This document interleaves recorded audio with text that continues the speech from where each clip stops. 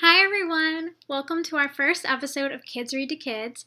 I'm Alana, and today we're going to be reading Anne of Green Gables, one of my favorite books. Let's start with Chapter 1. Chapter 1. Mrs. Rachel Lynde is surprised. Mrs. Rachel Lynde liked to sit in her kitchen window, look out over her little road, and keep an eye on everybody that passed.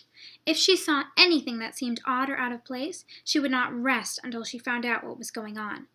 One afternoon in June, Mrs. Lynde was greeted with an unexpected sight. "Isn't that Matthew Cuthbert going down the road?" she asked herself. Sure enough, there was her closest neighbor, driving his horse and buggy, and in his best suit. Where would that shy farmer be going, all dressed up, on a Tuesday? Mrs. Lynde decided to pay a visit to the Cuthberts and asked Matthew's sister, Marilla, where he was going. Matthew and Marilla lived far off the road, behind an orchard in a house called Green Gables. Mrs. Lynde wasted no time walking over there. "Good evening, Rachel," said Marilla. "How was everyone at your house?" Marilla was a tall, thin woman, built with all angles and no curves. She was stern and practical. But those who knew her well said that deep down inside, she almost had a sense of humor. "We're all fine, Marilla," said Mrs. Lynde. "I was afraid that you weren't, though, when I saw Matthew riding by. I was afraid he was going for the doctor." "Oh, I'm quite well," said Marilla. "Matthew's just gone to the train station up Bright River. We're adopting a little boy from the orphanage in Nova Scotia.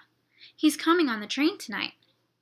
If Marilla had said that Matthew had gone to the station to meet a kangaroo from Australia, Mrs. Lynde could not have been more surprised.